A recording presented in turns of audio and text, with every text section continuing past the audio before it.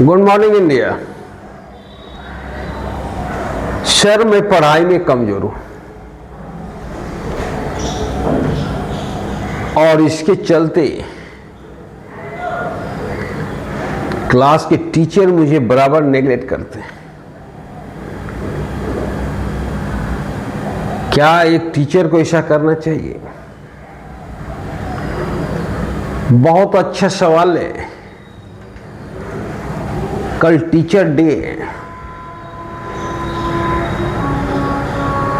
और कोई बच्चा कमजोर नहीं होता है।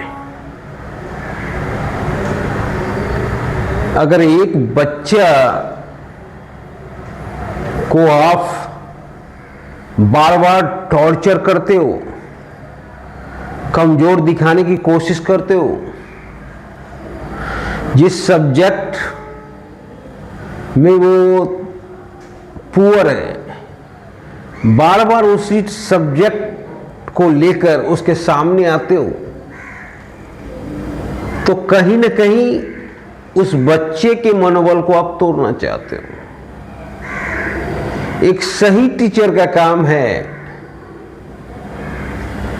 बच्चे में स्कोप देखना।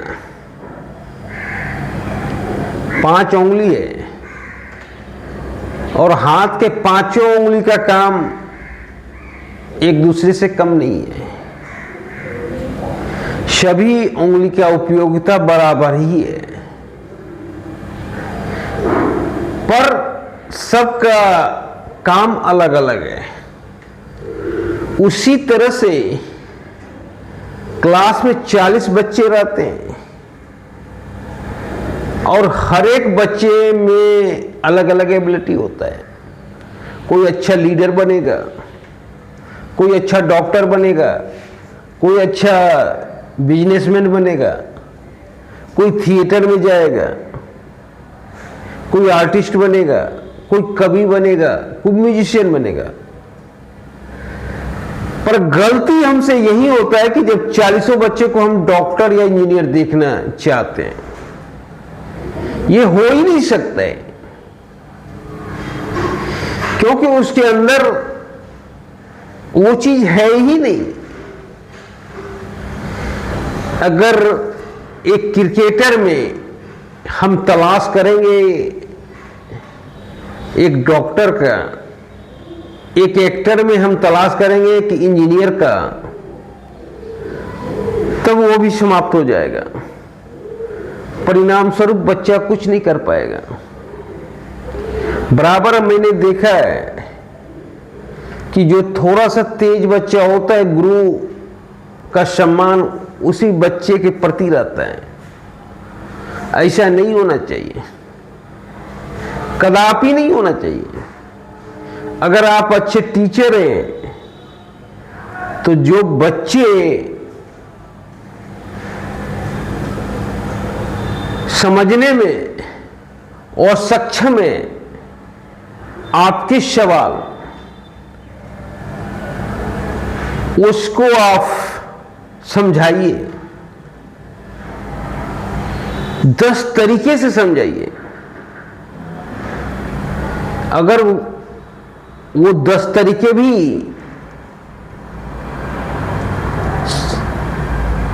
सफल ना हो तो भी बच्चे को नेगलेक्ट ना कीजिए, क्योंकि हो सकता है उस बच्चे के अंदर आप उसको इंजीनियर बनाना चाहते हैं और वो बच्चे डांसर हैं, क्रिकेटर हैं, आर्टिस्ट हैं, तो ऐसा प्रॉब्लम होगा। चाइना और जापान में ऐसा प्रॉब्लम नहीं होता है, वहां कोई बच्चा नेगलेक्ट नहीं होता है, क्योंकि प्राइमरी एजुकेशन में ही बच्चे की एबिलिटी को देखकर डिसाइड कर लिया जाता है कि कौन बच्चा किस क्षेत्र में जाएगा और उसी क्षेत्र के लिए तैयार करता है।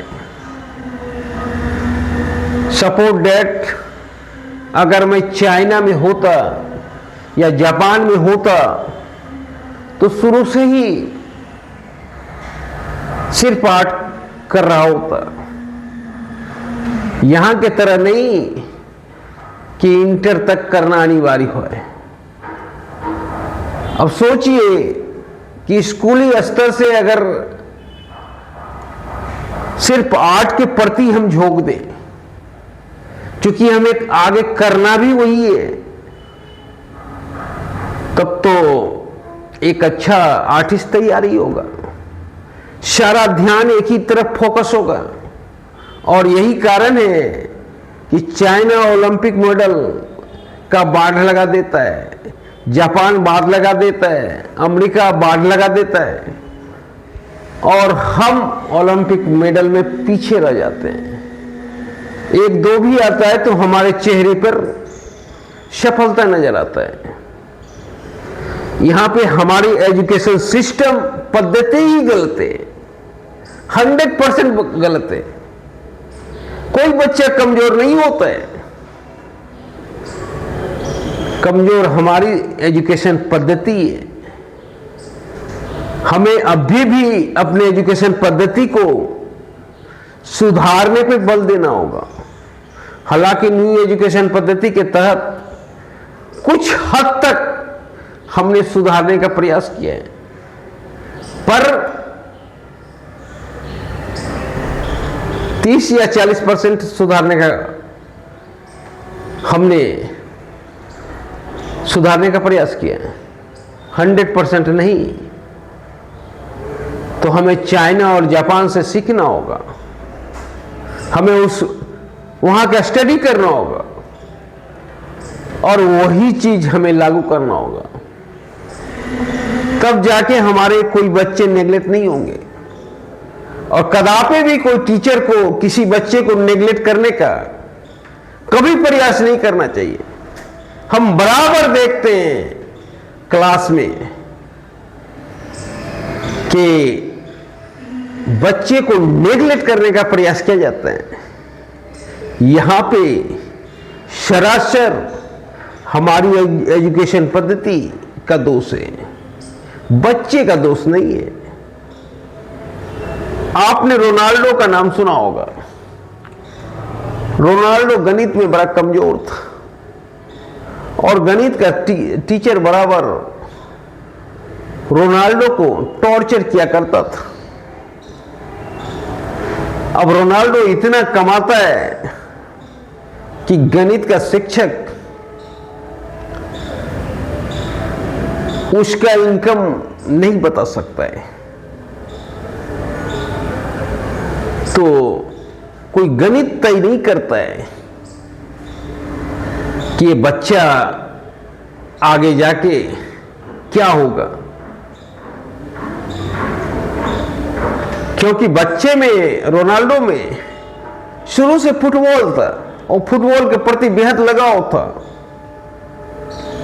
इसी तरह बिल गेट है,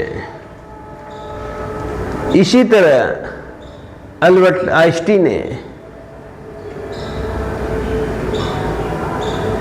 तो कोई एक विषय